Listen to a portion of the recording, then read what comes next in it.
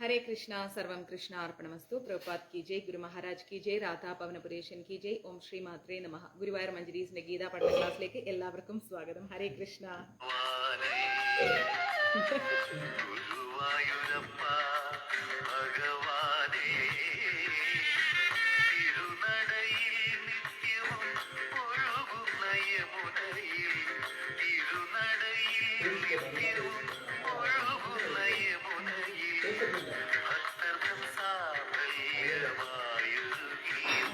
Change ആയിടും.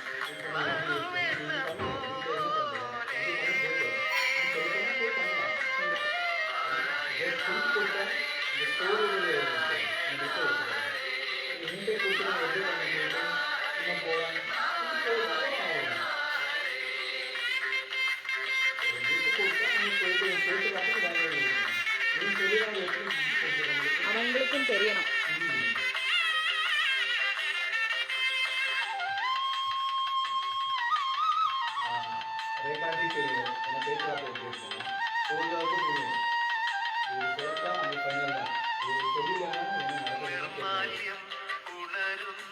കേൾക്കേണ്ടി ரொம்ப നല്ലത്.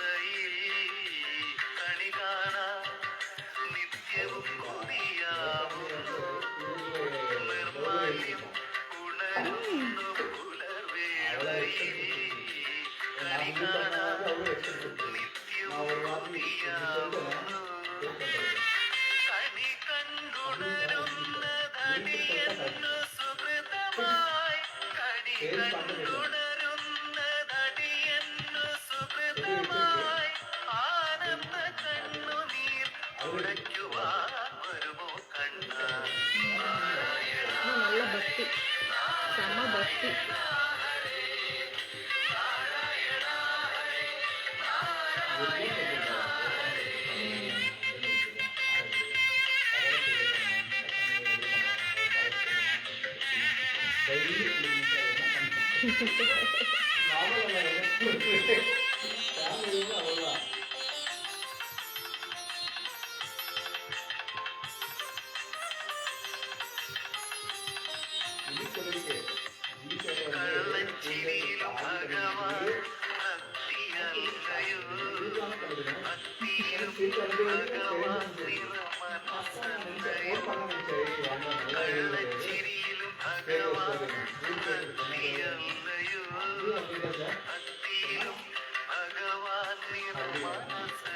ഞാൻ കോവിലിൽ പാത്തിരിക്കും, ദുർഗാ കോവിൽ.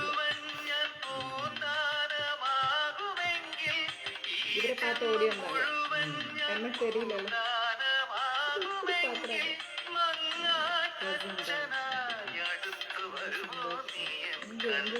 തഞ്ചാവൂർ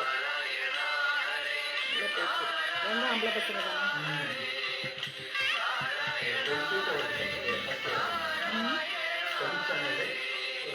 സെവൻത്ത് എയ്ത്താണ് പഠിக்கிறேன். ஆமாம் ஆமாம், செகண்ட்.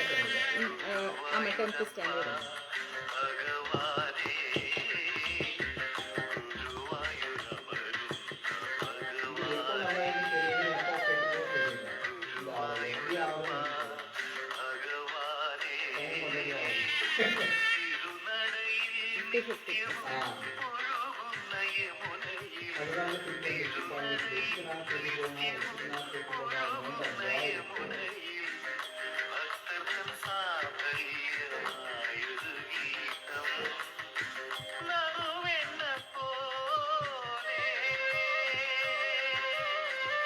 ഗുരുവായൂർ വേഗം വരാം.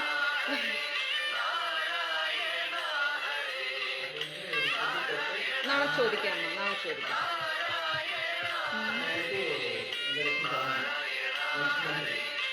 அவங்களோட ஜாயின் பண்ண சொல்லலாம். அது ஒரு பாவம் லேடி.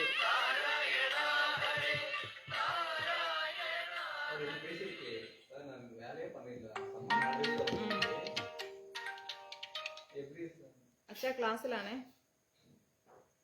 ക്ലാസ്സിലാ.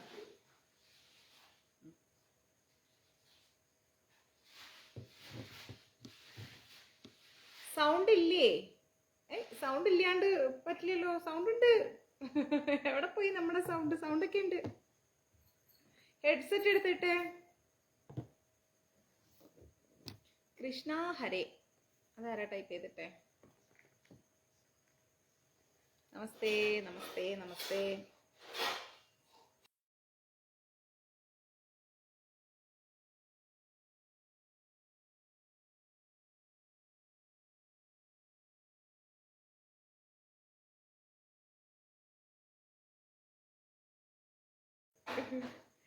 ഹരേ കൃഷ്ണ. ഓം ശ്രീ മാത്രേ നമഃ. ഇല്ല, വെച്ചോ വെച്ചോ വെച്ചോ. അപ്പോ നമ്മള് ഭഗവത്ഗീത യഥാരൂപത്തില്, അതെ ഇന്ന് സൗണ്ട് ഉണ്ട്. പ്രീതി മാതാജി, നമ്മള് ഭഗവത്ഗീത യഥാരൂപത്തില് അധ്യായം 7 അല്ലേ എടുത്തോണ്ടിരിക്കുന്നത്? അല്ല, അധ്യായം 9 അല്ലേ? അധ്യായം 9 എല്ലാവരും സുഖായിരിക്കുന്നു ശിവ മാതാജി. അധ്യായം 9 6ാമത്തെ ശ്ലോകമാണ് നമ്മൾ പഠിക്കാൻ പോകുന്നത്. അപ്പം ഗുരുവായൂർ മഞ്ജരീസിലൂടെ നിങ്ങൾക്ക് ഡെയിലി ക്ലാസ് തരാൻ പറ്റാത്തതിൽ ക്ഷമ ചോദിക്കുന്നു. ഭക്ഷണം കഴിച്ചിട്ടില്ല, ഭക്ഷണം കുക്കിങ്ങിലാണ്. അതാണ് പാത്രത്തിന്റെ സൗണ്ട് കേട്ടപ്പോൾ ഞാൻ മ്യൂട്ട് ചെയ്തത്. അപ്പോൾ എന്താ പറയാ, കുറച്ച് ജോലി തിരക്കുകൊണ്ടാണ് ഡെയിലി ക്ലാസ് എടുക്കാൻ പറ്റാത്തത്. വൈകാതെ നമുക്ക് റൊട്ടീൻ ക്ലാസ് സ്റ്റാർട്ട് ചെയ്യാം. കാരണം എല്ലാം നടന്നു പോണമല്ലോ. മെസ്സേജ് നോക്കലും കോൾസ് അറ്റൻഡ് ചെയ്യലും മഞ്ജരീസിന്റെ ക്ലാസ്സും എൻ്റെ ജോലിയും എല്ലാം നടക്കണമല്ലോ. അതുകൊണ്ടാണ് കുറച്ച് ലേറ്റ് ആവുന്നത്, ക്ഷമിക്കണം. വേറെ ഒന്നുമല്ല. ഇനിയിപ്പോൾ നമുക്ക് ജന്മാഷ്ടമി വരുന്നു. ജന്മാഷ്ടമി നന്നായി സെലിബ്രേറ്റ് ചെയ്യണം. കാരണം നമ്മളുടെ എല്ലാവരുടെയും പിറന്നാളുകൾ നമുക്ക് വളരെ സന്തോഷമാണ് അല്ലേ? നമ്മുടെ ബർത്ത്ഡേ, അല്ലെങ്കിൽ നമ്മുടെ ബർത്ത്ഡേക്ക് ഒരാൾ അൺഎക്സ്പെക്റ്റഡ് ആയിട്ട് വിഷ് ചെയ്യുക, അല്ലെങ്കിൽ നമ്മൾ തിരിച്ച് വിഷ് ചെയ്യുക, ഇതൊക്കെ ഭയങ്കര ഇൻട്രസ്റ്റഡ് ആയിട്ടുള്ള കാര്യമാണ്. അപ്പോൾ ഭഗവാന്റെ ബർത്ത്ഡേ അല്ലെങ്കിൽ ജന്മാഷ്ടമി എന്ന് തന്നെ പറയണം. ബർത്ത്ഡേ എന്നൊന്നും പറഞ്ഞാൽ ശരിയാവില്ല. ആ ജന്മാഷ്ടമി വളരെ മനോഹരമായിട്ട് നമുക്ക് സെലിബ്രേറ്റ് ചെയ്യണം. അതിന് മഞ്ജരീസ് ഇങ്ങനെ ഒരുങ്ങിക്കൊണ്ടിരിക്കുകയാണ് ജന്മാഷ്ടമി സെലിബ്രേറ്റ് ചെയ്യാൻ. അതുപോലെ തെരുവിൽ കിടക്കുന്ന കുറേ പട്ടിണി പാവങ്ങൾക്ക് ഭഗവാന്റെ നാമത്തിൽ നമുക്ക് മധുരത്തോടു കൂടി ഭക്ഷണം വിളമ്പണം. അങ്ങനെ കുറെ കാര്യങ്ങളുണ്ട്. അപ്പോഴേക്കും എൻ്റെ ജോലിയൊക്കെ ഒന്ന് ഒതുക്കണം. വേഗം അങ്ങനെയുള്ള കാര്യങ്ങൾക്ക് നോക്കണം. മെസ്സേജുകൾ കുറച്ച് നോക്കാനുണ്ട്. അങ്ങനെയൊക്കെ കുറേ കാര്യങ്ങൾ, കുറേ വിശേഷങ്ങൾ. പിന്നെ കുറച്ച് മെസ്സേജ് നോക്കി വരുന്നു. പിന്നെ മാക്സിമം നിങ്ങൾക്ക് ഇട്ട് തരുന്ന പ്രഭാതമഞ്ജരി, ക്ഷേത്രമഞ്ജരി, അതുപോലെ ജ്ഞാനമഞ്ജരി, ഗാനാർച്ചന, ഇതൊക്കെ എത്ര ഷെയർ ചെയ്യാൻ പറ്റുമോ അത്രയും ഷെയർ ചെയ്യുക. ക്ലാസ്സുകൾ മാക്സിമം ഷെയർ ചെയ്യുക. ഞാൻ നോക്കുമ്പം ദേവേട്ടാ നമസ്തേ, എൻ്റെ ബ്രദറാണ് കേട്ടോ. അപ്പോൾ എന്താ പറയുക, ക്ലാസ്സുകൾ നോക്കുമ്പോൾ വളരെയധികം ഷെയറിങ് കുറവാണ്. അത് എനിക്ക് നല്ല ഫീൽ ഉണ്ട്. കാരണം അത് ചെയ്യാൻ പാടില്ല. പ്രചരണത്തിന്റെ ഭാഗമായിട്ടാണ് നമ്മൾ ക്ലാസ് എടുക്കുന്നത് അല്ലേ? നമ്മൾ ഒരു മോണിറ്റൈസേഷനും FBന്നോ യൂട്യൂബിന്നോ ഒന്നും വാങ്ങിക്കുന്നില്ല. നിങ്ങൾക്ക് പേജ് ചെക്ക് ചെയ്താൽ അറിയാൻ പറ്റും. നമുക്ക് അങ്ങനെ ഒരു മോണിറ്റൈസേഷനും വേണ്ട. അത്രയും നമ്മൾ എന്താ ചെയ്യുന്നത്? ഇപ്പൊ എല്ലാവരും ഫേസ്ബുക്കിലും യൂട്യൂബിലും ഒരു ചാനൽ സ്റ്റാർട്ട് ചെയ്യുന്നത് മോണിറ്റൈസേഷൻ എക്സ്പെക്ട് ചെയ്തുകൊണ്ടാണ്. പക്ഷെ നമുക്കത് ആവശ്യമില്ല. അപ്പോൾ നമ്മൾ നിസ്വാർത്ഥമായിട്ട് ഭഗവാന്റെ സേവനം ചെയ്യുന്നുണ്ടെങ്കിൽ അത് ഷെയർ ചെയ്ത് ഭക്തരിലേക്ക് എത്തിക്കുക. അതുപോലെ പ്രഭാതമഞ്ജരി എല്ലാവർക്കും ഷെയർ ചെയ്ത് കൊടുക്കുക. അങ്ങനെ ഒരു കാര്യം വലിയൊരു സേവനമാണ്. അപ്പൊ എല്ലാവരും ഗ്രൂപ്പിൽ വരുന്ന നല്ല നല്ല ഇതല്ലേ, നല്ല വേർഡ്സ് അല്ലേ, നിങ്ങൾക്ക് നല്ല ഒരു മോട്ടിവേഷൻ അല്ലേ ആ പ്രഭാതമഞ്ജരി, ക്ഷേത്രമഞ്ജരി ഒക്കെ. നമ്മളിപ്പോ എത്ര 101ാമത്തെ ക്ഷേത്രത്തെ കുറിച്ചാണ് അറിയാൻ പറ്റുന്നത്. അപ്പോ ലീലാമണി മാതാജി എവിടെയുണ്ട്? ബാംഗ്ലൂരില് ഇസ്കോണിൽ പോയിരുന്നു പറയുമ്പോ മാതാജി ബാംഗ്ലൂരാണോ? അപ്പോ എന്താ പറയാ, നമുക്ക് ഒത്തിരി ഒരുപാട് കാര്യങ്ങൾ നമുക്ക് അല്ലെ ചെയ്യാനുണ്ട്. ഒത്തിരി കാര്യങ്ങൾ നമുക്ക് ചെയ്യാനുണ്ട് ഭഗവാന്റെ കാര്യങ്ങൾ ലോകത്തിലേക്ക് എത്തിക്കാൻ. അപ്പൊ അതുകൊണ്ട് എന്ത് ചെയ്യാന്ന് ഓർത്തു കഴിഞ്ഞാല് മാക്സിമം ഭഗവാന്റെ കാര്യങ്ങൾ പലരിലേക്കും എത്തിക്കുക, ഒരുപാട് ആളുകളിലേക്ക് എത്തിക്കുക. അവർക്കും ഒരു ആശ്വാസമായി നമ്മൾ അയച്ചു കൊടുക്കുന്ന പ്രഭാതമഞ്ജരി എത്തട്ടെ. ക്ഷേത്രങ്ങളെ കുറിച്ച് ഒരുപാട് അറിവില്ലായ്മ നമ്മുടെ ഹൈന്ദവ സമൂഹത്തിനുണ്ട്. അതായത് വളർന്നു വരുന്ന തലമുറയ്ക്ക്, നമ്മുടെ മുൻപിലുണ്ടായിരുന്ന തലമുറയ്ക്ക് നല്ല നോളേജ് ആയിരുന്നു. പക്ഷെ പലർക്കും, നല്ലി മാതാജി, പലർക്കും എന്താ പറയാ അറിവില്ലായ്മയുണ്ട്. അത് തെറ്റല്ല. ഇപ്പൊ ഞാൻ അടക്കമുള്ളവർക്ക് പല ക്ഷേത്രങ്ങളുടെ ഹിസ്റ്ററിയും അറിയില്ല. അതിനും ഒരു വലിയ സഹായമാണ് നമ്മുടെ ക്ഷേത്രമഞ്ജരി.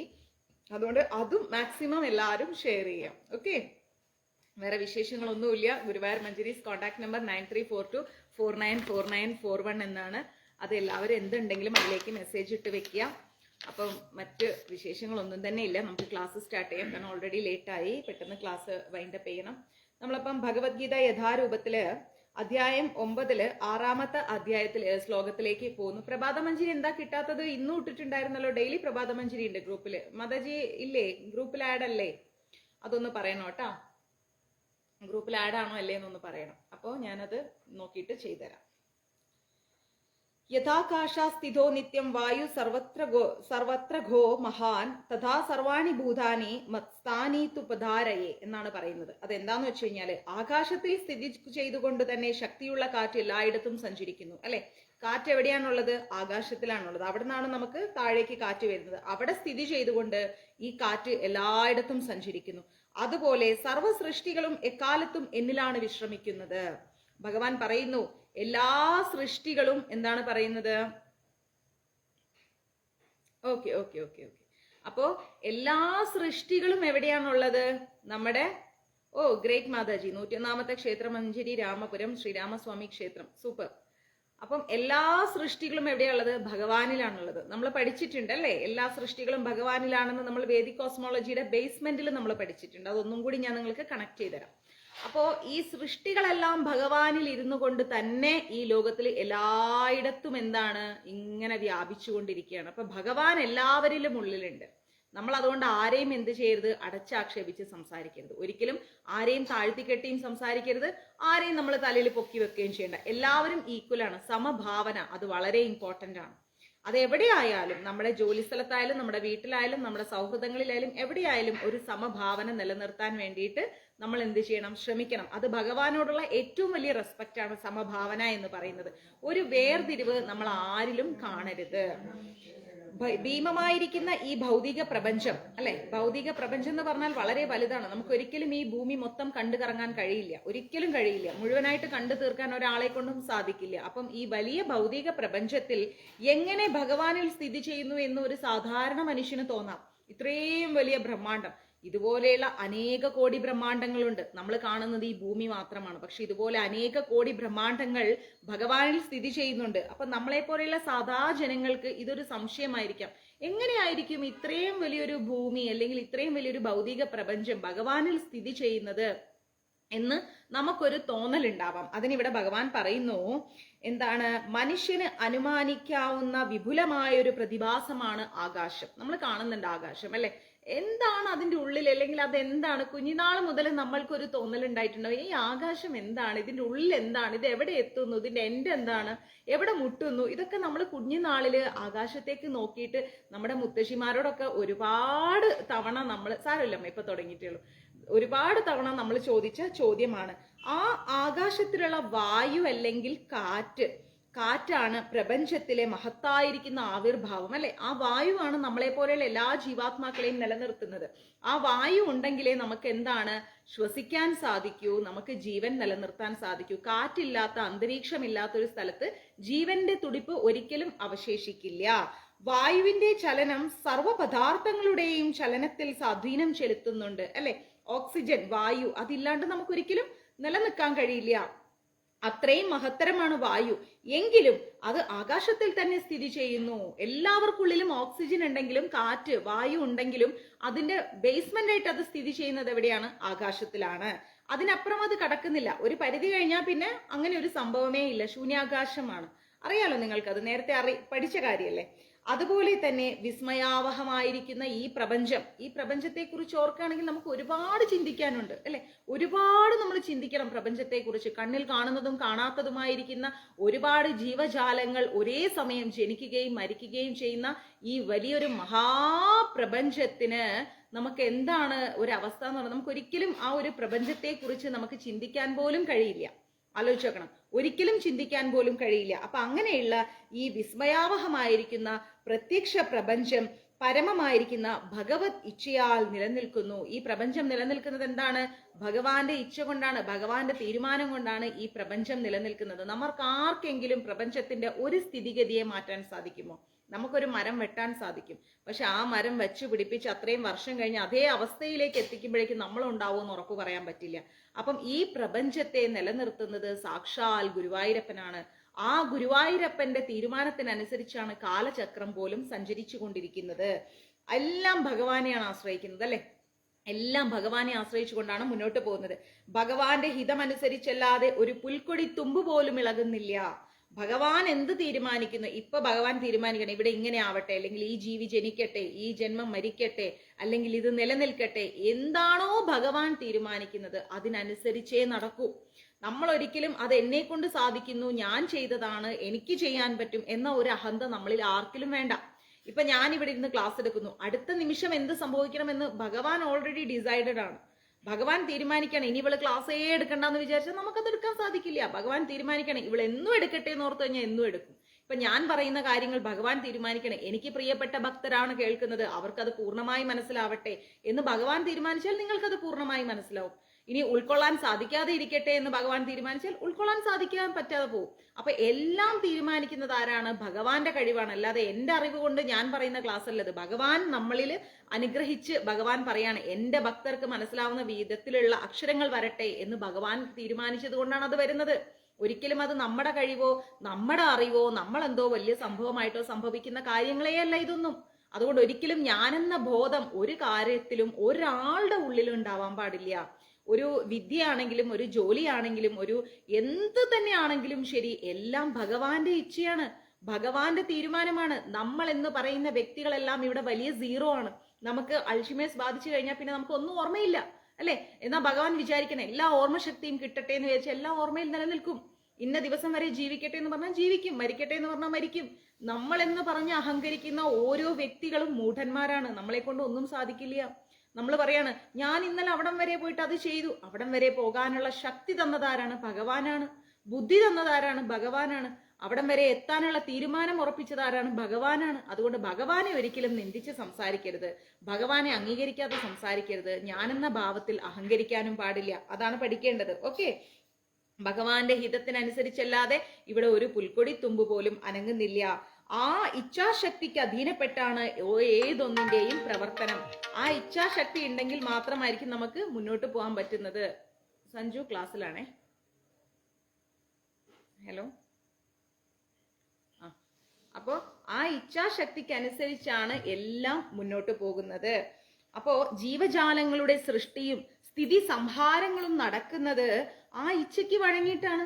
നമ്മൾ പറയൽ എന്താ? ഒരു ജീവി ജനിക്കുന്നു, ഒരു ജീവി മരിക്കുന്നു. ഇതെല്ലാം ഭഗവാന്റെ ഇച്ഛയ്ക്ക് അനുസരിച്ചാണ് സംഭവിക്കുന്നത്.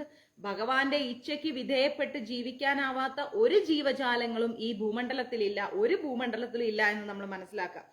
ഡോക്ടേഴ്സ് പറയും ചിലപ്പം നിങ്ങൾക്ക് കുട്ടി ഉണ്ടാവും, അല്ലെങ്കിൽ ഈ കുട്ടി ഈ കറക്റ്റ് സമയത്ത് ജനിക്കും, അല്ലെങ്കിൽ ഇങ്ങനെയാവും. ഒരിക്കലും ഇത് ഡോക്ടേഴ്സിന്റെ കയ്യിലല്ല, എല്ലാം ഈശ്വരന്റെ കയ്യിലാണ്. അവര് ഒരു ഉപകരണം മാത്രം, നടുക്ക് നിൽക്കുന്ന ഒരു മീഡിയേറ്റർ മാത്രമാണ്. ചിലപ്പം ഒരു ബേബി ജനിക്കുമ്പോൾ പൂർണ്ണ ആരോഗ്യവാനായിട്ടായിരിക്കും എല്ലാ സ്കാനിങ്ങിലും നമുക്ക് തോന്നുന്നത്. പക്ഷേ ജനിക്കുന്ന സമയത്ത് ഉണ്ടാവുന്ന വൈകല്യങ്ങൾ മെഡിക്കൽ എത്തിക്സിന് പോലും കണ്ടുപിടിക്കാൻ പറ്റാത്ത അത്രയും ബുദ്ധിമുട്ടുള്ളതുണ്ടാവാം. നമ്മുടെ കുടുംബത്തിൽ അങ്ങനെ ഉണ്ടായിട്ടുമുണ്ട്. മനസ്സിലാവുന്നില്ലേ?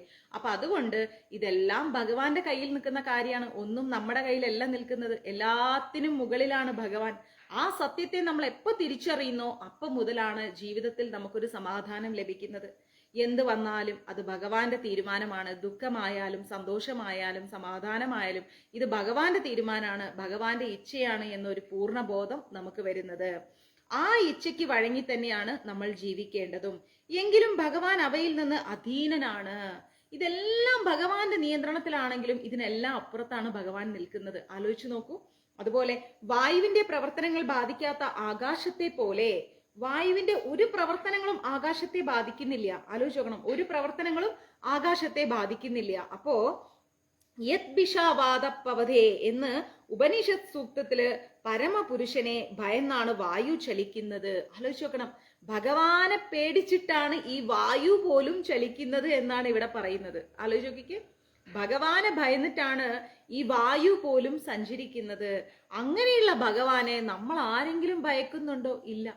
കാരണം ഒരു മനുഷ്യൻ നേരിട്ട് വരുവാണെങ്കിൽ അയ്യോ അയാൾ ഇന്ന് വരും, ആകെ പ്രശ്നമാവും എന്ന തോന്നൽ നമുക്കുണ്ടാവും. എന്നാൽ ഒരു തെറ്റ് ചെയ്യുമ്പോ എന്റെ ഉള്ളിൽ ഭഗവാനെ, കൃഷ്ണ ഇത് ഭഗവാൻ അറിയുന്നുണ്ടല്ലോ, അല്ലെങ്കിൽ ഞാൻ നോൺ വെജ് കഴിക്കുന്നു ഇത് ഭഗവാൻ അറിയുന്നുണ്ടല്ലോ, ഞാൻ ഭഗവാന് വിരുദ്ധമായിട്ടാണല്ലോ സംസാരിക്കുന്നത്, അല്ലെങ്കിൽ ഭഗവാന്റെ ഒരു ഭക്തനെയാണല്ലോ ഞാൻ വേദനിപ്പിക്കുന്നത് എന്ന ഒരു ചിന്തയും ഇല്ലാതെയാണ് ഈ കലിയുഗത്തിൽ ഓരോരുത്തരും ജീവിക്കുന്നത്, അല്ലെ?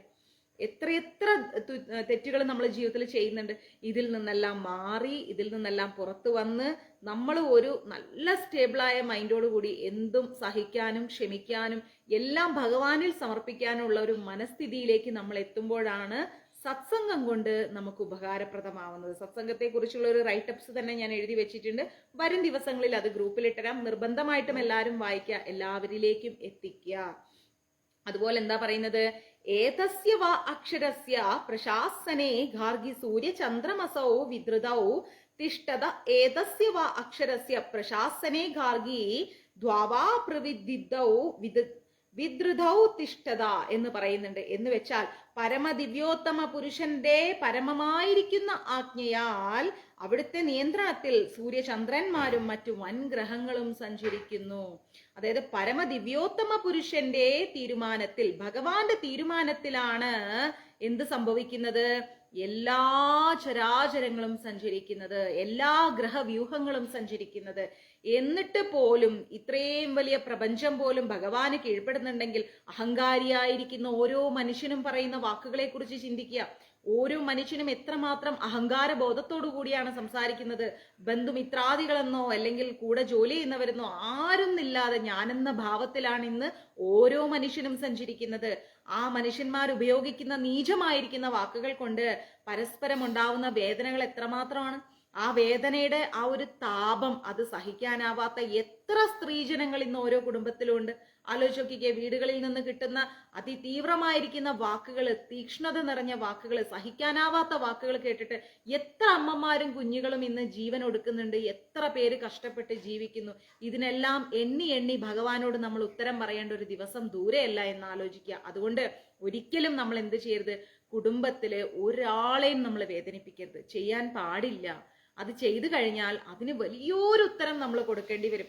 ഒരു വ്യക്തിയുടെ ഭാഗത്ത് ഒരു തെറ്റ് സംഭവിക്കുന്നത് സ്വാഭാവികമാണ്. ഞാൻ ഇപ്പോഴും പറയുന്നു, തെറ്റ് സംഭവിക്കുന്നത് സ്വാഭാവികമാണ്.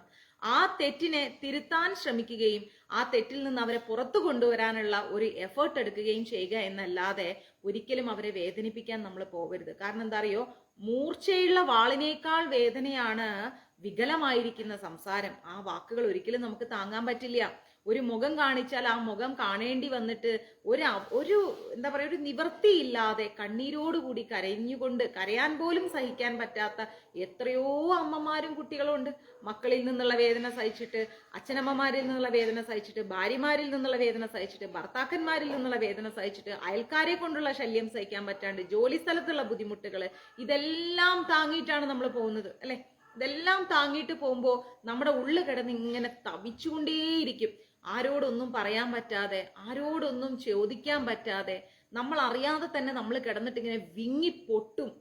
എല്ലാം ഭഗവാന്റെ മുന്നിൽ ഒരു പക്ഷെ കണ്ണുനീര് ധാരധാരയായിട്ട് ഒഴുകിക്കൊണ്ട് നമ്മൾ പറയുമ്പോൾ ഓർക്കുക, ഇത് ഒരു നിമിഷം ഭഗവാൻ ഇത് കേൾക്കും. ആ കണ്ണുനീര് 1000 ദിവസം കരഞ്ഞിട്ടുണ്ടെങ്കിൽ അര ദിവസം ആ കണ്ണുനീര് ഭഗവാൻ കേട്ടുകഴിഞ്ഞാൽ, കണ്ടു കഴിഞ്ഞാൽ ആ കണ്ണുനീരിന്റെ തീക്ഷ്ണത അതിതീവ്രമായിരിക്കും. അത് ഭഗവാൻ ഏറ്റെടുത്തു കഴിഞ്ഞാൽ ആ കണ്ണുനീരിന് ആരാണോ കാരണമായിരിക്കുന്നത് അവരനുഭവിക്കാൻ പോകുന്നത് വളരെ വലിയ ദുഃഖമായിരിക്കും. അതുകൊണ്ട് ഒരിക്കലും മറ്റൊരാളുടെ കണ്ണുനീരിന് നമ്മൾ കാരണമാവരുത്. നമ്മൾ കാരണം ഒരാളുടെ കണ്ണിൽ നിന്നും കണ്ണുനീര് വരരുത്. മനസ്സിലായില്ലേ? ഒരാളുടെ മനസ്സിലും സഹിക്കാനോ പൊറുക്കാനോ മറക്കാനോ പറ്റാത്ത വാക്കുകൾ കൊണ്ടുള്ള ഒരു തരത്തിലുള്ള ഇതും നമ്മൾ ചെയ്യാൻ പാടില്ല. അങ്ങനെ നമ്മൾ എന്ത് ചെയ്യുക? ഭഗവാനിലേക്ക് അടുത്തുകൊണ്ട് ജീവിക്കാൻ ശ്രമിക്കാം. നമ്മളെ പരിഹസിക്കുന്നവരോ ഒറ്റപ്പെടുത്തുന്നവരോ അപമാനിക്കുന്നവരോ നമ്മളെ താഴ്ത്തിക്കെട്ടുന്നവരോ നമ്മളെ ചോദ്യം ചെയ്യുന്നവരോ നമുക്ക് ചുറ്റും ഇതുപോലെയുള്ള ഒരുപാട് ആളുകൾ ഉണ്ടാവും. നമ്മുടെ ഗുരു പരമ്പര തന്നെ എത്രമാത്രം അപമാനങ്ങൾ സഹിച്ചിരിക്കുന്നു. എത്രമാത്രം അപമാനം സഹിച്ചിട്ടാണ് ശ്രീല പ്രഭുപാജി ഇസ്കോൺ പോലെയുള്ള ഒരു വലിയ പ്രസ്ഥാനം കെട്ടിപ്പടുത്തുണ്ടാക്കിയിരിക്കുന്നത്. എല്ലാ അപമാനത്തിനും ഉത്തരം കൊടുക്കാൻ പോവാന്ന് പറഞ്ഞാൽ നടക്കുന്ന കാര്യമല്ല. എല്ലാ ചോദ്യങ്ങൾക്ക് ഉത്തരം കൊടുക്കാന്ന് പറഞ്ഞാൽ നടക്കുന്ന കാര്യമല്ല. കാരണം എന്താണ്? നമ്മൾ നിൽക്കുന്നിടത്തല്ല നിൽക്കേണ്ടത്. മുന്നോട്ടുള്ള സഞ്ചാരം നമുക്കത് വളരെ അനിവാര്യമാണ്. അപ്പൊ മുന്നോട്ട് സഞ്ചരിക്കാനുള്ള വഴിയാണ് നമ്മൾ നോക്കേണ്ടത്. അല്ലാതെ നിൽക്കുന്നിടത്ത് നിന്ന് കരയേണ്ട കാര്യം നമുക്ക് ഒരിക്കലും ഇല്ല. നമ്മൾ മുന്നോട്ട് പോവുക. പറയുന്നവരാര് വേണമെങ്കിലും പറയട്ടെ, നമ്മുടെ ലക്ഷ്യം ഭഗവാനാണ്. ആ ലക്ഷ്യത്തിലേക്ക് എത്തുന്ന വഴികളിൽ ഒരുപാട് ഉണ്ടാവും. കാണുന്നതും കാണാത്തതും അറിയുന്നതും അറിയാത്തതുമായിരിക്കുന്ന പല വ്യക്തിബന്ധങ്ങൾ ഉണ്ടാവും, പല ആളുകൾ ഉണ്ടാവും, പല കാര്യങ്ങൾ ഉണ്ടാവും. ഇതിനെക്കുറിച്ച് ഒന്നും ചിന്തിക്കേണ്ട കാര്യമില്ല. നമ്മൾ നമ്മളായിട്ട് ജീവിച്ചു പോവുക. നമ്മളെക്കുറിച്ച് പറയുന്നവരും ഭഗവാനും ആവട്ടെ എന്ന് നമ്മൾ ചിന്തിക്കുക. എല്ലാം ഭഗവാനിൽ സമർപ്പിക്കുക. അതുകൊണ്ടാണ് ഞാൻ എല്ലാ ക്ലാസ്സിലും പറയുന്നത്, സർവം കൃഷ്ണാർപ്പണമസ്തു. അത് ആരുമായിക്കോട്ടെ, വീട്ടിലുള്ളവരായിക്കോട്ടെ പുറത്തുള്ളവരായിക്കോട്ടെ, നമ്മുടെ കണ്ണുനീര് ഭഗവാന്റെ തൃപ്പാദങ്ങളിലാണോ, ഭഗവാൻ അതിനുള്ള ചോദ്യം ചോദിച്ചിരിക്കും. യാതൊരു സംശയമില്ല. പാണ്ഡവന്മാരോട് കൗരവന്മാര് ചെയ്ത എല്ലാ തെറ്റിനും ഭഗവാൻ എന്താ ചെയ്തത്? എണ്ണി എണ്ണി എണ്ണി എണ്ണി കർണനോട് ചോദ്യം ചെയ്തിട്ടുണ്ട് ഇല്ലേ? കുരുക്ഷേത്ര യുദ്ധഭൂമിയിൽ വെച്ചിട്ട് നമ്മള് ഇത് പഠിച്ചില്ലേ? മഹാഭാരതം പഠിച്ചപ്പം കർണൻ ധർമ്മത്തെ കുറിച്ച് ഭഗവാനോട് സംസാരിച്ചപ്പം ഭഗവാൻ എന്താ ചോദിച്ചത്? കർണ, ഓരോരോ സാഹചര്യത്തിലും നീ പറയുന്ന ധർമ്മം എവിടെ പോയിരുന്നു? പാണ്ഡവന്മാരോട് നീ ഇത്രയും ചെയ്യുമ്പോ നീ ഇപ്പൊ എന്നെ ചോദ്യം ചെയ്ത ഈ ധർമ്മം ഇതൊക്കെ എവിടെയായിരുന്നു കർണ? ഓരോ സെന്റൻസ് ആയിട്ട് ഭഗവാൻ എടുത്തിട്ടിട്ട് കർണന്റെ വായടക്കിയ ദിവസങ്ങൾ ഉണ്ടായിരുന്നു ആ സമയത്ത്. അപ്പൊ അത്രയും ശക്തിമത്തായിരിക്കുന്ന ഒരു ഭഗവാന്റെ തൃപാദങ്ങളിലാണ് നമ്മൾ ആശ്രയിക്കുന്നത്. അതുകൊണ്ട് ഒരിക്കലും നമ്മൾ ഭയപ്പെടേണ്ട കാര്യമില്ല. നമ്മുടെ മനസ്സിനെ ബുദ്ധിമുട്ടിപ്പിക്കുന്ന, നമ്മുടെ ജീവിതത്തെ അലട്ടുന്ന എന്ത് പ്രശ്നങ്ങൾ നമുക്ക് ഓപ്പോസിറ്റ് നിന്ന് ആരുണ്ടാക്കിയാലും സർവം കൃഷ്ണാർപ്പണമസ്തു. ഇതായിരിക്കണം നമ്മുടെ മനോഭാവം. ഇതാണ് നമ്മൾ സത്സംഗത്തിലൂടെയും ഗീതയിലൂടെയും പഠിക്കേണ്ടത്. മനസ്സിലാവുന്നുണ്ടോ? ക്ഷമയോടെ മുന്നോട്ട് പോവാം. ആ തോണി കരക്കടുക്കും, ഉറപ്പാണ്. ആടി ഉലയുന്ന ഏത് കാറ്റിനെയും ഏത് കോളിനെയും നമുക്ക് നിയന്ത്രിക്കാനുള്ള ഒരു ശക്തി ഭഗവാൻ നമ്മളുടെ കൂടെയുണ്ട് എന്ന വിശ്വാസത്തോടെ നമ്മൾ മുന്നോട്ട് യാത്ര പോവാം. ഭഗവാൻ നമുക്കൊരു കര കാണിച്ചു തരും. ഒരാളെയും ഭഗവാൻ ദുഃഖത്തിലോടുകൂടി ദുഃഖിപ്പിച്ച് നരകിപ്പിച്ചിട്ട് ഭഗവാൻ കൊണ്ടുപോവില്ല. ഒരു ദിവസമെങ്കിലും ഭഗവാൻ നമുക്ക് ആശ്വാസം തരും. നമ്മൾ ഇന്ന് അനുഭവിക്കുന്ന എല്ലാ പ്രയാസങ്ങൾക്കും ഭഗവാൻ ഒരു ആശ്വാസം തരും. ഇതൊന്നും കാണാത്ത ഒരു അന്ധനായിട്ടല്ല ഗുരുവായൂരപ്പൻ ഇരിക്കുന്നത്. ഇതൊന്നും കാണാത്ത, കേൾക്കാത്ത, ചെവി കേൾക്കാത്ത ഒരു ബധിരനായിട്ടല്ല ഗുരുവായൂരപ്പൻ ഇരിക്കുന്നത്. ഗുരുവായൂരപ്പൻ എല്ലാം കാണുന്നു, എല്ലാം അറിയുന്നു. യഥാഹി ധർമ്മസ്യ എന്നാ പറയുന്നത്. ധർമ്മത്തിന് വേണ്ടിയിട്ട് ഭഗവാൻ വരും. അതിന് നമ്മുടെ ഭാഗത്ത് ധർമ്മം ഉണ്ടാവണം. ധർമ്മത്തിന് ഭഗവാൻ വരും. ഓരോരുത്തരുടെ ജീവിതത്തിലേക്കും ഭഗവാൻ വരും. അതാണ് നമുക്ക് വേണ്ടത്. മനസ്സിലായില്ലേ? ഭഗവാൻ വരും ചെയ്യും. ഭഗവാൻ അതിനുള്ള ഒരു ഉത്തരം, സന്തോഷകരമായ ഒരു ഉത്തരം നിങ്ങളുടെ ഓരോരുത്തരുടെ ജീവിതത്തിൽ ഭഗവാൻ തരികയും ചെയ്യും. ഇവിടെ പറയുന്നു യച്ചക്ഷുരേഷ സവിതാ സകല ഗ്രഹാണാം, അതുപോലെ രാജസമസ്ത സുരാമൂർത്തി രശേദേജ യസ്യാജ്ഞയാ ഭ്രമതി സംവൃതകലാചക്രോ ഗോവിന്ദമാദിപുരുഷം തമഹം ഭജാമി എന്നാ പറയുന്നത്. എന്താണ്? ബ്രഹ്മസംഹിതയിൽ പറയുന്ന വാക്കുകളാണ്. നിങ്ങൾക്കറിയാലോ ബ്രഹ്മസംഹിത. സൂര്യന്റെ ചലനത്തെ കുറിച്ചുള്ള വിവരണമാണത്. സൂര്യൻ എങ്ങനെ ചലിക്കുന്നു എന്നുള്ളതിനെ കുറിച്ചാണ് അതിൽ പറയുന്നത്. സൂര്യൻ ഭഗവാന്റെ 2 കണ്ണുകളാണെന്നും ചൂടും വെളിച്ചവും പ്രസരിപ്പിക്കാൻ അതിന് അളവറ്റ കഴിവുണ്ടെന്ന് പറയപ്പെടുന്നുണ്ടെങ്കിലും ഗോവിന്ദന്റെ ആജ്ഞയും ആഗ്രഹവും അനുസരിച്ച് നിർദ്ദിഷ്ട പദത്തിലൂടെയാണ് അത് നീങ്ങുന്നത്. മനസ്സിലായില്ലേ? ഭഗവാന്റെ നിർദ്ദിഷ്ടമായിരിക്കുന്ന തീരുമാനത്തിനനുസരിച്ചാണ് സൂര്യൻ ചലിക്കുന്നത്. അല്ലാതെ സൂര്യന്റെ ഇഷ്ടത്തിന് ചലിക്കുന്നില്ല. പിന്നെന്താ പറയുന്നത്? ഇങ്ങനെ നമ്മുടെ ദൃഷ്ടിയിൽ ഏറ്റവും വലുതും ആശ്ചര്യകരവുമായിരിക്കുന്ന ഈ ഭൗതിക പ്രപഞ്ചം ഭഗവാന്റെ പൂർണ്ണ നിയന്ത്രണത്തിന് വിധേയപ്പെട്ടുകൊണ്ടാണ് പോകുന്നത് എന്ന് വൈദിക സാഹിത്യത്തിൽ എല്ലാ തെളിവുകളിലും എടുത്തെടുത്ത് കാട്ടുന്നുണ്ട്. മനസ്സിലായില്ലേ? വൈദിക സാഹിത്യത്തിൽ തന്നെ ഭഗവാന്റെ തീരുമാനത്തിനനുസരിച്ചാണ് എല്ലാം മുന്നോട്ട് പോകുന്നത് എന്ന് കൃത്യമായിട്ട് കാണിക്കുന്നുണ്ട്. ഇതേ വിഷയത്തെ പറ്റി ഈ അധ്യായത്തിന്റെ അവസാന ശ്ലോകത്തിൽ നമുക്ക് കൂടുതൽ പഠിക്കാൻ സാധിക്കും. എന്താ പറയുന്നത്? സർവഭൂതാനി കൗന്ദേയ പ്രകൃതിം യാതി മാമികം കൽപക്ഷയേ പുനഃസ്ഥാനി കലപ്പാധൗ വിസൃജാമ്യഹം എന്ന് പറയുന്നു. അതിന്റെ അർത്ഥം എന്താന്ന് വെച്ചാല്, കുന്തിപുത്ര, അർജുനനെ വിളിക്കുകയാണ്. കുന്തിപുത്ര, കുന്തിയുടെ മകനെ, ഓരോ കൽപ്പത്തിന്റെയും അവസാനത്തിൽ, അതായത് ഓരോ യുഗത്തിന്റെയും അവസാനത്തില് ഈ ഭൗതിക ആവിർഭാവങ്ങൾ എല്ലാം തന്നെ എന്നിൽ പ്രവേശിക്കുന്നു. എല്ലാ ഭൗതികമായിരിക്കുന്ന എല്ലാ സൃഷ്ടികളും ഭഗവാനിലേക്ക് തന്നെ വന്നു ചേരുന്നുണ്ട്. അടുത്ത കൽപ്പം ആരംഭിക്കുമ്പോൾ, അതായത് അടുത്ത യുഗം ആരംഭിക്കുന്ന സമയത്ത് ഞാൻ അവയെ വീണ്ടും എന്റെ സൃഷ്ടിയാൽ സൃഷ്ടിക്കുകയും ചെയ്യുന്നു. ഭഗവാന്റെ ശക്തി കൊണ്ട് വീണ്ടും ഭഗവാൻ എന്ത് ചെയ്യുന്നു? ഇതിനെല്ലാം സൃഷ്ടിപ്പിക്കുന്നു. ഇപ്പൊ നമ്മൾ ഒരു കാര്യം എടുത്ത് പുറത്തു പോകുമ്പോൾ ഒരു സാരി എടുത്തിട്ട് ആ സാരി എടുത്ത് അലമാരക്കകത്ത് വെക്കുന്നു. അതിന് ഉപയോഗം കഴിഞ്ഞാൽ അല്ലെ, കുറച്ച് നാൾ അത് അവിടെ ഇരിക്കുന്നു. വീണ്ടും നമ്മൾ എന്ത് ചെയ്യുന്നു? അടുത്തൊരു ഫംഗ്ഷൻ വരുന്ന സമയത്ത് നമ്മൾ അത് ഉടുക്കണം തോന്നിയാൽ വീണ്ടും അത് എടുത്തിട്ട് നമ്മൾ വീണ്ടും പുറത്തു പോകുന്നു. അതേപോലെ ഭഗവാൻ എന്താ ചെയ്യുന്നത്? ഒരു യുഗം കഴിയുമ്പോൾ ഇതെല്ലാം ഭഗവാന്റെ ഉള്ളിലേക്ക് കൊണ്ടുപോവാണ്. നമ്മൾ ഈ ചുറ്റിലും കാണുന്ന എല്ലാ തരത്തിലുള്ള ജീവജാലങ്ങളെയും സൃഷ്ടികളെയും ഭഗവാൻ അദ്ദേഹത്തിന്റെ ഉള്ളിലേക്ക് തന്നെ കൊണ്ടുപോവാണ്. എന്നിട്ട് അത് അവിടെ സ്വസ്ഥമായിട്ടിരിക്കുന്നുണ്ട്. അതിനുശേഷം അടുത്ത യുഗം ആരംഭിക്കുമ്പോൾ ഭഗവാൻ വീണ്ടും അത് പുനഃസൃഷ്ടിക്കുകയാണ് ചെയ്യുന്നത്. അതുകൊണ്ടാണ് ഭഗവാൻ പറയുന്നത് ഇവയെല്ലാം ഇന്നലെയും ഉണ്ടായിരുന്നു, ഇന്നുമുണ്ട്, നാളെയും ഉണ്ടെന്ന് പറയുന്നത്. ഇതുകൊണ്ടാണ് യശോദാമയ്ക്ക് വാ തുറന്ന് കാണിച്ചു കൊടുത്തപ്പം എല്ലാ സൃഷ്ടികളും ഭഗവാന്റെ വായ്ക്കുള്ളിൽ ഇരിക്കുന്നത് എല്ലാം അദ്ദേഹത്തിന്റെ ഉള്ളിലാണ് എന്നാണ് അദ്ദേഹം കാണിച്ചു കൊടുക്കുന്നത്. ഭൗതിക പ്രപഞ്ചത്തിന്റെ സൃഷ്ടി സ്ഥിതി സംഹാരങ്ങൾ, അതായത് സൃഷ്ടിക്കുന്നതും സ്ഥിതി ചെയ്യുന്നതും സംഹരിക്കപ്പെടുന്നതും എല്ലാം പൂർണ്ണമായിട്ടും ഭഗവാന്റെ ഇച്ഛയ്ക്കനുസരിച്ചിട്ടാണ്. കൽപ്പാവസാനം എന്നത് ബ്രഹ്മാവിന്റെ മൃത്യുവിനെയാണ് കുറിക്കുന്നത്. കൽപ്പം അവസാനിക്കുന്നു എന്ന് പറഞ്ഞു കഴിഞ്ഞാൽ അത് ബ്രഹ്മദേവന്റെ അവസാനമാണ് മനസ്സിലാക്കേണ്ടത്. 1 നൂറ്റാണ്ട് നിലനിൽക്കുന്നതാണ് ബ്രഹ്മദേവന്റെ ജീവിതകാലം. മനസ്സിലായോ?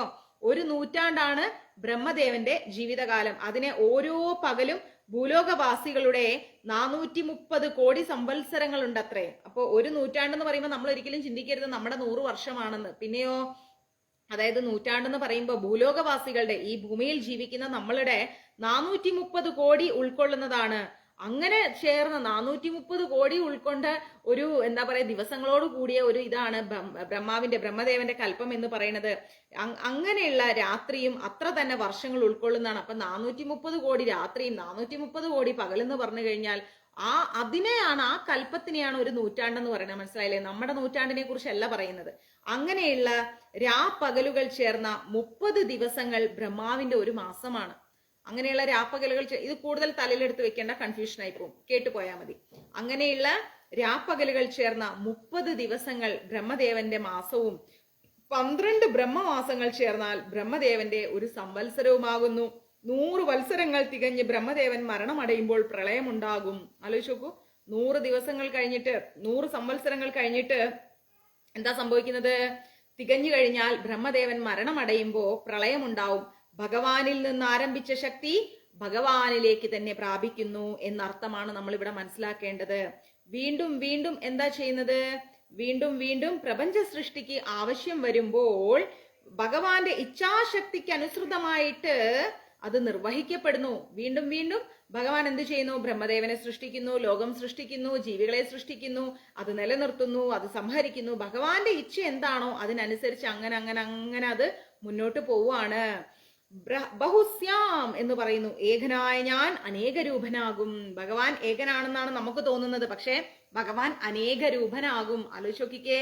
ഒരിക്കലും ഇപ്പോ മഹാരാസും എല്ലാം നടക്കുന്ന സമയത്ത് ഓരോ ഗോപികമാരും എന്താ വിചാരിക്കുക?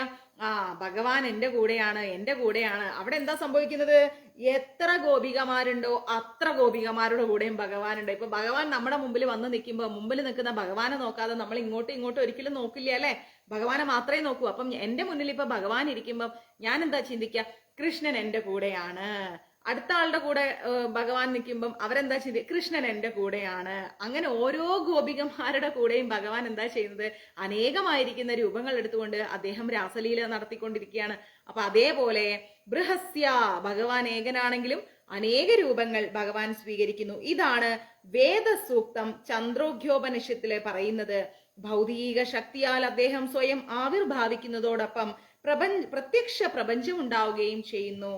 അതായത് ഭൗതികമായിരിക്കുന്ന ശക്തി കൊണ്ട് ഭഗവാൻ ഭൗതിക ശക്തിയില്, അതായത് നമ്മളുടെ ഈ ഭൂമിയിലെ ഭൗതികമായിരിക്കുന്ന ശക്തിയില് നമ്മുടെ ഓരോ ജീവജാലങ്ങളിലേക്കും അദ്ദേഹം ഇറങ്ങി വന്നു കഴിഞ്ഞാൽ എന്താ പറയുന്നത്? പ്രത്യക്ഷ പ്രപഞ്ചം ഉണ്ടാകുന്നു. ഭഗവാൻ ഇല്ലാതെ ഇവിടെ ഒരു സൃഷ്ടികളും ഇല്ല അല്ലെ?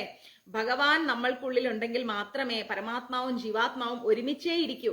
പരമാത്മാവ് ഒരു സ്ഥലത്ത്, ജീവാത്മാവ് ഒരു സ്ഥലത്ത്, അങ്ങനെ ഒരിക്കലും ഇരിക്കില്ല. ജീവാത്മാവ് എപ്പോഴും പരമാത്മാവിനോട് ബന്ധപ്പെട്ടുകൊണ്ടാണ് ഇരിക്കുന്നത്. അപ്പൊ ഏതൊരു വ്യക്തിയിലും ഏത് ജീവജാലങ്ങളിലും ജീവാത്മാവും പരമാത്മാവും ഒരുമിച്ചിരിക്കുകയാണ്. അങ്ങനെ ഇരിക്കുമ്പോൾ ഈ ഭൗതിക പ്രപഞ്ചത്തിൽ സൃഷ്ടികൾ നടക്കുകയാണ്. ഇനി 8ാമത്തെ ശ്ലോകത്തിലേക്ക് പോകുന്നു കേട്ടോ. പ്രകൃതിം സ്വാമവഷ്ടഭ്യ വൃസജാമി പുനഃ പുനഃ ഭൂതഗ്രാമമിമം കൃതസ്ഥാനമശം പ്രകൃതേർവാഷാത് എന്ന് പറയുന്നു. എന്ന് വെച്ചാല് പ്രപഞ്ച പ്രവർത്തനം എന്റെ അധീനതയിലാണ്. ഈ ലോകം നിലനിൽക്കുന്നതും ഈ ലോകത്തിന്റെ പ്രവർത്തനങ്ങൾ നടക്കുന്നതും ഭഗവാന്റെ കൈകളിലാണ്. എന്റെ ഇച്ഛയ്ക്കനുസരിച്ച് അത് വീണ്ടും വീണ്ടും ആവിർഭവിക്കുകയും ഒടുവിൽ തിരോഭവിക്കുകയും ചെയ്യുന്നു. ഭഗവാൻ പറയാണ്, എനിക്ക് ഇപ്പൊ ഈ പ്രപഞ്ചം ഇങ്ങനെ നല്ല രീതിക്ക് നിലനിൽക്കട്ടെ, അത് നിലനിൽക്കും. ഭഗവാൻ പറയാണ്, ഇപ്പൊ ഇതൊന്നും വേണ്ട, ഒരു പ്രളയം ഉണ്ടാവട്ടെ, അല്ലെങ്കിൽ ഒരു അഗ്നി കൊണ്ട് ഇതെല്ലാം നശിക്കട്ടെ, അതെല്ലാം നശിക്കും. ആരെ കൊണ്ടും തടുക്കാൻ പറ്റില്ല. ഒരാളെ കൊണ്ടും ഒരു മെഷീനറീസിനെ കൊണ്ടും ഈ ഭൂമി നിലനിർത്താനോ നശിപ്പിക്കാനോ കഴിയില്ല. എല്ലാം ഭഗവാന്റെ തീരുമാനത്തിനനുസരിച്ച്, ഭഗവാന്റെ ഇച്ഛയ്ക്കനുസരിച്ചേ നടക്കൂ. അപ്പോ ഭഗവാന്റെ അധമശക്തിയുടെ ആവിഷ്കാരമാണ് പ്രപഞ്ചമെന്ന് മുമ്പ് പലതവണ നമ്മൾ കേട്ടിട്ടുണ്ട് അല്ലെ? ഭഗവാന്റെ ശക്തിയുടെ ആവിഷ്കാരമാണ് ഈ പ്രപഞ്ചം, അല്ലാതെ നമ്മുടെ കഴിവല്ല ഈ പ്രപഞ്ചം എന്ന് പറയുന്നത്. സൃഷ്ടിവേളയിൽ ഭൗതിക ശക്തി മഹത്തത്വം എന്ന പേരിൽ വേർതിരിക്കപ്പെട്ടു. പലരും ചോദിച്ചിട്ടുണ്ട് മഹത്തത്വം എന്താണെന്ന്. കേട്ടോളൂ. സൃഷ്ടിവേളയിൽ ഭൗതിക ശക്തി, സൃഷ്ടി നടക്കുന്ന സമയത്ത് ഈ ഭൗതിക ശക്തി എന്താണ്? മഹത്തത്വം എന്ന പേരിൽ വേർതിരിക്കപ്പെടുകയാണ്. ഭഗവാന്റെ ആദി പുരുഷ അവതാരമായിരിക്കുന്ന മഹാവിഷ്ണു അതിലുണ്ടാകുന്നു. അപ്പോ സൃഷ്ടി നടക്കുന്ന സമയത്ത് ഭഗവാന്റെ ആദി പുരുഷ അവതാരമായിരിക്കുന്ന മഹാവിഷ്ണു എവിടെ ഉണ്ടാകുന്നു? ഈ പറയുന്ന മഹത്തത്വം എന്ന പേരിൽ വേർതിരിപ്പിക്കപ്പെടുന്ന ഭൗതിക ശക്തിയിൽ ഉണ്ടാകുന്നു. ആ കാരണ സമുദ്രത്തിൽ കിടക്കുന്ന അദ്ദേഹത്തിന്റെ, കാരണ സമുദ്രത്തിൽ എന്തുകൊണ്ടാണ് മഹാവിഷ്ണു കിടക്കുന്നത്? കാരണോദകശായിയായ വിഷ്ണു ആയതുകൊണ്ട്, എന്തോ കാരണത്തിന് വേണ്ടിയിട്ട് ഈ ഭൂമിയിൽ വന്ന വിഷ്ണു ആയതുകൊണ്ടാണ് അദ്ദേഹം കാരണജലത്തിൽ കിടക്കുന്നത്. അങ്ങനെ കിടക്കുന്ന അദ്ദേഹത്തിന്റെ ഉച്ഛ്വാസങ്ങളിൽ നിന്നാണ് എണ്ണമറ്റ പ്രപഞ്ചങ്ങൾ ഉണ്ടാകുന്നത്. നമ്മൾ പഠിച്ചിട്ടുണ്ട്.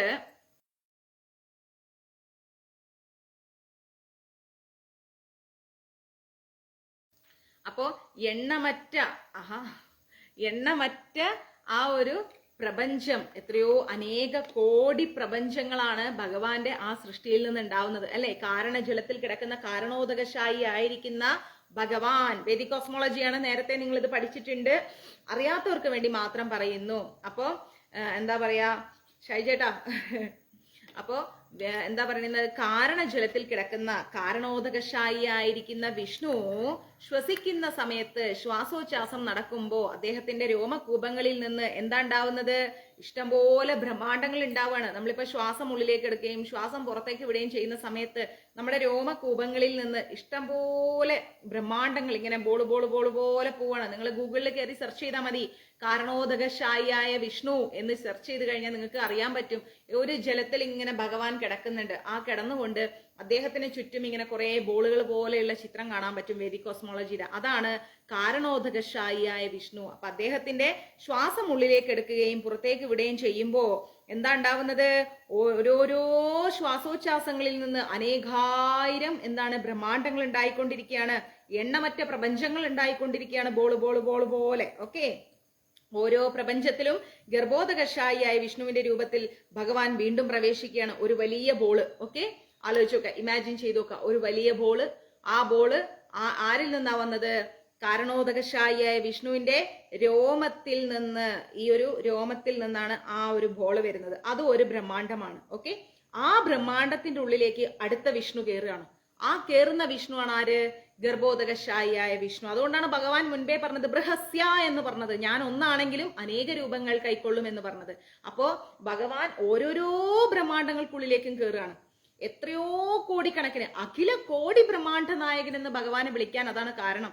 ഇഷ്ടംപോലെ ബ്രഹ്മാണ്ഡങ്ങൾ സൃഷ്ടിക്കപ്പെടുമ്പോ ആ സൃഷ്ടിക്കപ്പെടുന്ന എല്ലാ ബ്രഹ്മാണ്ഡങ്ങൾക്കുള്ളിലേക്കും കാരണോദകശായിയായ വിഷ്ണുവിന്റെ രോമകൂപങ്ങളിൽ നിന്ന് വരുന്ന ഓരോ ബ്രഹ്മാണ്ഡങ്ങളുടെ ഉള്ളിലേക്കും ഗർഭോദകശായിയായ വിഷ്ണു പ്രവേശിക്കുകയാണ്.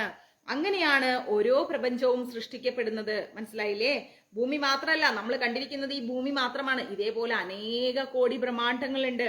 അപ്പൊ അങ്ങനെയുള്ള ഓരോ ബ്രഹ്മാണ്ഡങ്ങൾക്കുള്ളിലേക്കും ആര് കയറുകയാണ്? ഗർഭോദകശായിയായ വിഷ്ണു കയറിയിട്ടാണ് ഓരോ പ്രപഞ്ചവും സൃഷ്ടിക്കപ്പെടുന്നത്. പിന്നെ ക്ഷീരോദകശായിയായ വിഷ്ണുവായും ഭഗവാൻ സ്വയം ആവിർഭവിക്കുകയാണ്. മനസ്സിലായോ? ഇപ്പോ കാരണോദകശായിയായ വിഷ്ണുവിന്റെ രോമകൂപങ്ങളിൽ നിന്ന് വരുന്ന ഓരോ ബ്രഹ്മാണ്ഡങ്ങൾക്കുള്ളിലേക്കും ആര് കയറുന്നു? ഗർഭോദകശായിയായ വിഷ്ണു കയറിയിട്ട് പ്രപഞ്ചങ്ങളെല്ലാം സൃഷ്ടിക്കുമ്പോ ഇതെല്ലാം നിലനിർത്താൻ വേണ്ടിയിട്ട് ക്ഷീരോദകശായിയായ വിഷ്ണു വരുന്നു. ക്ഷീരം എന്ന് പറഞ്ഞാൽ പാല്. പാൽക്കടലിൽ പള്ളി കൊള്ളുന്ന വിഷ്ണു ആരാണ്? പത്മനാഭസ്വാമി. അതുകൊണ്ടാണ് അദ്ദേഹത്തിന് അത്ര ഇമ്പോർട്ടന്റ് ഉണ്ടായിരിക്കുന്നത്. അദ്ദേഹമാണ് സ്ഥിതി നിലനിർത്തുന്നത്, സ്ഥിതി ചെയ്യുന്നത്. നമ്മളെല്ലാവരും ജനിച്ചു കഴിഞ്ഞാൽ നമ്മളെല്ലാവരും ജീവിക്കാനുള്ള എല്ലാം വന്നു. പക്ഷെ ജീവിക്കണം നമ്മൾ, അല്ലെ? അതിനു വേണ്ടിയിട്ട് സ്ഥിതി അത് നടത്തുന്നത് ആരാണ്? ക്ഷീരോദകശായിയായ വിഷ്ണു. ആ വിഷ്ണു ആവട്ടെ ഏതൊരണുവിലും അന്തഃപ്രവിഷ്ടനാകുന്നുണ്ട്. ആ വിഷ്ണു എവിടെയാ ഉണ്ടാവുക? ആ ഒരു ഗർഭോദകശായിയായ വിഷ്ണു ഓരോ ബ്രഹ്മാണ്ഡത്തിലും കയറി കഴിഞ്ഞിട്ട് ഗർഭോദകശായിയായ വിഷ്ണുവിന്റെ ഗർഭപാത്രത്തിൽ കുടികൊള്ളുന്ന ഓരോ ജീവാത്മാക്കളുടെ ഉള്ളിലേക്കും, ഓരോ ജീവാത്മാക്കൾ ഭൂമിയിലേക്ക് ജനിക്കുമ്പോഴും ആ ഓരോ ജനിക്കുന്ന ജീവാത്മാക്കളുടെ ഉള്ളിലേക്കും ആര് കയറുന്നു? ക്ഷീരോദകശായിയായ വിഷ്ണു കയറുന്നു. എന്തിനാണ്? ആ ജീവാത്മാവിനെ നിലനിർത്താൻ വേണ്ടിയിട്ട്. അവിടുന്ന് എല്ലാത്തിലും പ്രവേശിച്ച്, ഈ വസ്തുതയാണ് ഇവിടെ പറയുന്നത്. ജീവാത്മാക്കളെ സംബന്ധിച്ചിടത്തോളം അവരെല്ലാം പ്രകൃതിയുടെ ഗർഭത്തിൽ നിലകൊള്ളുകയും പൂർവ്വജന്മ കർമ്മഫലങ്ങൾക്കനുസരിച്ച് വിവിധ നിലകൾ ഉൾക്കൊള്ളുകയും ചെയ്യുന്നു. അല്ലെ? നമ്മൾ ഈ ഭൂമിയിൽ വന്നു കഴിഞ്ഞാല് പൂർവ്വജന്മ കർമ്മഫലം അത് നമ്മൾ അനുഭവിച്ചേ പറ്റൂ. നമ്മൾ എന്ത് തെറ്റ് ചെയ്തിട്ടാണോ കഴിഞ്ഞ ജന്മത്തിൽ നമ്മൾ ഈ ലോകത്ത് നിന്ന് പോയത്, എന്ത് കടം ബാക്കി വെച്ചിട്ടാണോ ഈ ലോകത്ത് നിന്ന് പോയത്, നമ്മൾ വിചാരിക്കുന്നത് എന്താ?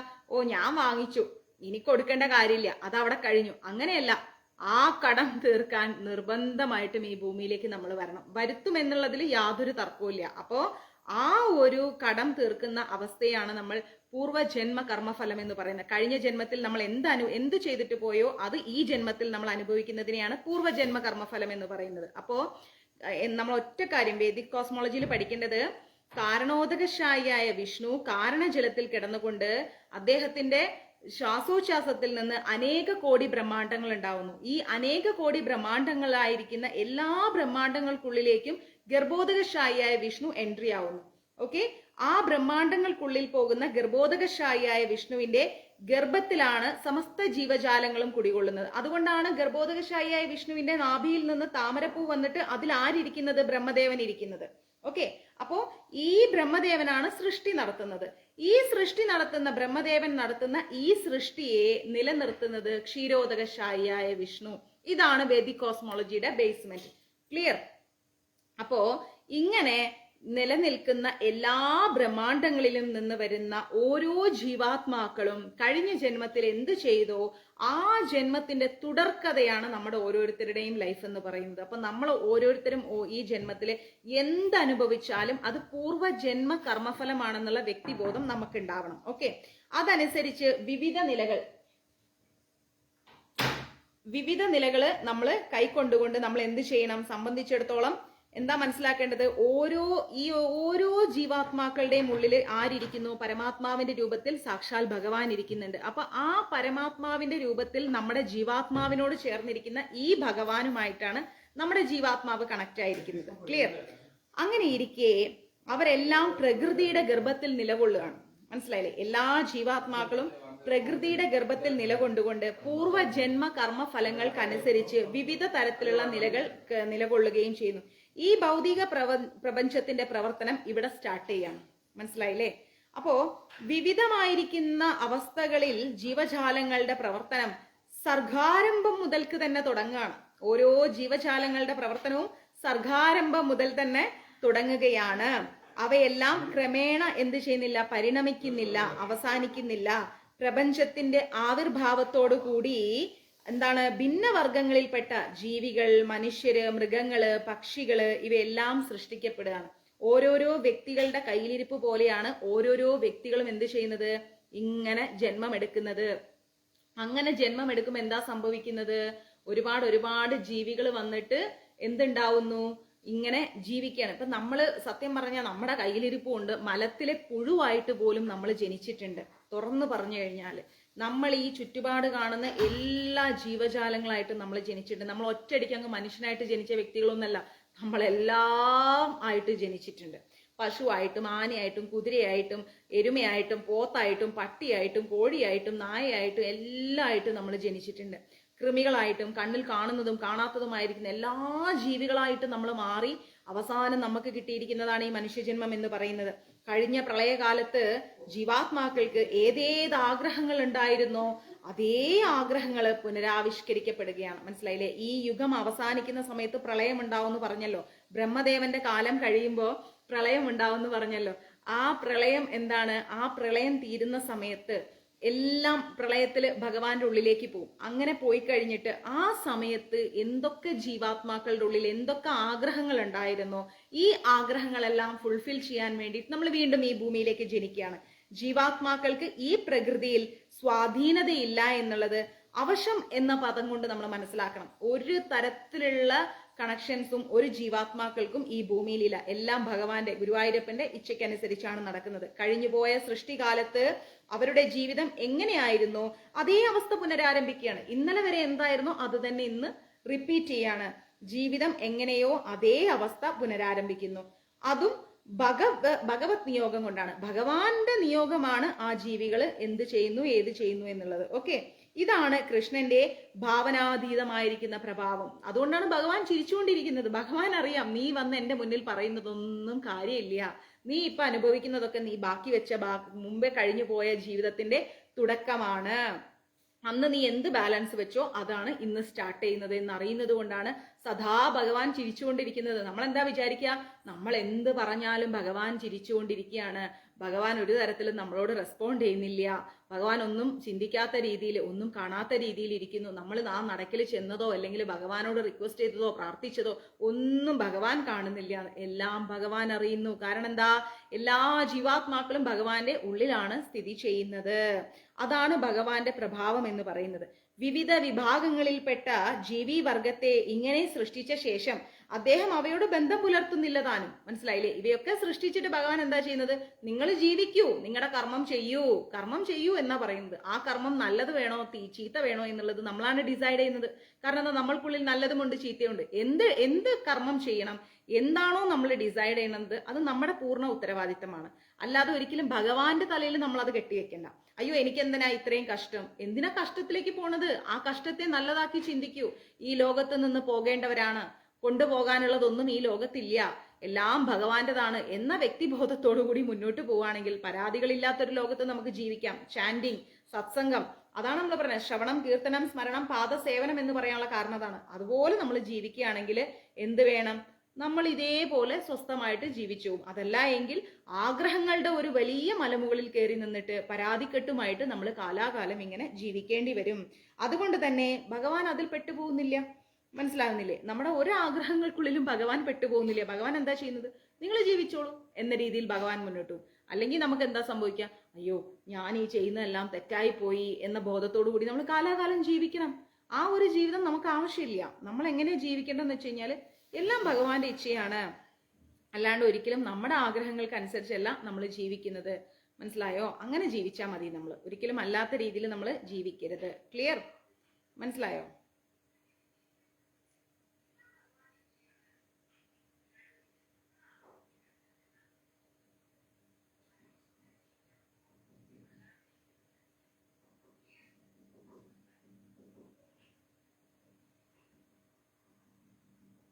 എന്തെങ്കിലും ഡൗട്ട് ഉണ്ടോ? ആർക്കെങ്കിലും എന്തെങ്കിലും ഡൗട്ട് ഉണ്ടോ?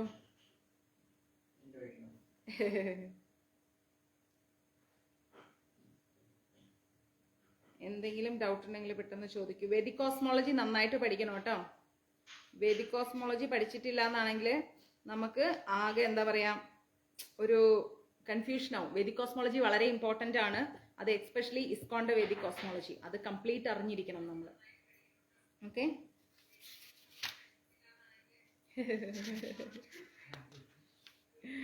ഇല്ല ഇല്ല ഇല്ല. നമ്മുടെ ബ്രഹ്മസംഹിതയിൽ എന്താ പറയുന്നതെന്ന് അറിയാലോ? ബ്രഹ്മസംഹിത എല്ലാവരും സമയത്തിന് വായിക്കണം. ബ്രഹ്മസംഹിത വളരെ നമുക്ക് എന്താ പറയാ മാറ്റി വെക്കാൻ പറ്റാത്ത ഒരു ശ്ലോകമാണ്.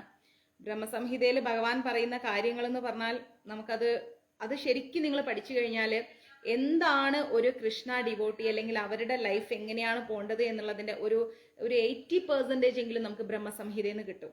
അതുകൊണ്ട് അത് വായിക്കുക. മഞ്ജരീസിൽ മാക്സിമം നിങ്ങൾക്ക് ആവശ്യമുള്ള എല്ലാ ബുക്സും ഉണ്ട്. അപ്പൊ ആ ബുക്സുകൾ ഭാഗവതമൊക്കെ വായിക്കാൻ കിട്ടുക എന്ന് പറഞ്ഞു കഴിഞ്ഞാൽ അത് വലിയ കാര്യമാണ്. കൃഷ്ണ ബുക്ക് എന്ന് പറഞ്ഞിട്ടൊരു ബുക്ക് തന്നെ ഉണ്ട് ഇസ്കോണിന്റെ. അതൊക്കെ വായിച്ചു കഴിഞ്ഞാൽ ഭഗവാന്റെ ലീലകൾ ഇങ്ങനെ വർണ്ണിക്കുന്നത് നമുക്ക് വേറെ ലെവലിലോട്ടാണ് നമ്മുടെ മൈൻഡ് പോകുന്നത്. വായിക്കുക, ജീവിതത്തിന്റെ ഭാഗമാക്കുക വായന. രാത്രി കിടക്കുമ്പോൾ എപ്പോഴും ഒരു 10 മിനിറ്റെങ്കിലും ഒരു ഗ്രന്ഥം എടുത്ത് വായിക്കാൻ ശ്രമിക്കുക. മൊബൈലിൽ റീൽസ് കാണുന്നതിന് പകരം വായിക്കാൻ ശ്രമിക്കുക. ഏറ്റവും മനോഹരമായിരിക്കുന്ന വായനയ്ക്കുള്ള സമയം എന്ന് പറയുന്നത് രാത്രിയും ഏർലി മോർണിംഗുമാണ്. ഞാൻ അപ്പോഴാണ് കൂടുതൽ വായിക്കാൻ ശ്രമിക്കുക. അതുകൊണ്ടാണ്. ഓക്കെ, തീർച്ചയായിട്ടും മെസ്സേജ് നോക്കാം. ഒരുപാട് മെസ്സേജ് മഞ്ജരീസിലുണ്ട്. ടൈമില്ല, അതുകൊണ്ടാണ്. ഞാൻ നോക്കിക്കോളാം മെസ്സേജ്. പിന്നെ ജന്മാഷ്ടമി വരുന്നു. എല്ലാവരും ഇനിയും നോൺ വെജ് ആരെങ്കിലും കഴിക്കുന്നുണ്ടെങ്കിൽ ഒന്ന് സ്റ്റോപ്പ് ചെയ്യുക. ഈ ജന്മാഷ്ടമി മുതലെങ്കിലും ഒന്ന് സ്റ്റോപ്പ് ചെയ്യുക. നന്നായിട്ട് ചാൻഡിങ് ചെയ്യുക. പിന്നെ മറ്റൊന്നുമില്ലല്ലോ. ആർക്കെങ്കിലും എന്തെങ്കിലും പറയാനുണ്ടെങ്കിൽ ഇപ്പം മെസ്സേജ് ഇട്ടോളൂ. ഒരു 5 മിനിറ്റ്സ് മെസ്സേജ് ഇട്ടു. ഞാനിപ്പോൾ പെട്ടെന്ന് നോക്കാം. വലിയ മെസ്സേജസ് ഒന്നും തരരുത്. അത് തന്നു കഴിഞ്ഞാൽ എനിക്ക് വായിക്കാൻ പറ്റില്ല. ഇങ്ങനെ റൊട്ടേറ്റ് ആയിക്കൊണ്ടേയിരിക്കില്ലേ. നിങ്ങളുടെ പേഴ്സണൽ മെസ്സേജ് അല്ല, ഈ ക്ലാസ്സിന് റിലേറ്റഡ് ആയിട്ട് എന്തെങ്കിലും മെസ്സേജ് ഉണ്ടെങ്കിൽ. ഷെയറിംഗ് ഒക്കെ ഇപ്പോൾ വളരെ കുറവാണ്. ഒന്നും പറയാനില്ല. ഞാൻ പറഞ്ഞു മടുത്തു. ഇനി ഭഗവാന്റെ അടുത്ത് പറയാന്നേ ഉള്ളൂ. മാക്സിമം ഷെയർ ചെയ്യുക എല്ലാവരും കേട്ടോ. നോക്കാം. തീർച്ചയായിട്ടും മെസ്സേജ് നോക്കാം.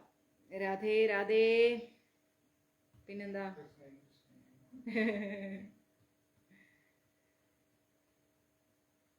ക്ലിയർ? ഇന്നത്തെ ക്ലാസ് പക്ക? ഡൗട്ടൊന്നുമില്ല. ഇനി അടുത്ത ക്ലാസ്സിൽ വരുമ്പോ മാതാജി ഞങ്ങൾ അത് കേട്ടില്ല മാതാജി, ഇത് കേട്ടില്ല മാതാജി എന്നൊന്നും പറയരുത്. നമസ്കാരം. ഓക്കെയാണ് എല്ലാവരും? ഭഗവാന്റെ സന്തോഷത്തിനായി സേവനം ചെയ്യൂ. എല്ലാ ഭക്തരും ക്ലാസ് ഷെയർ. തീർച്ചയായിട്ടും വലിയ കൃഷ്ണ സേവനമാണ് പ്രചരണം എന്ന് പറയുന്നത്, പ്രീച്ചിങ്. അതെല്ലാവരും ചെയ്യണം. അതിനാണ് നിങ്ങളോട് ഷെയർ ചെയ്യാൻ പറയുന്നത്.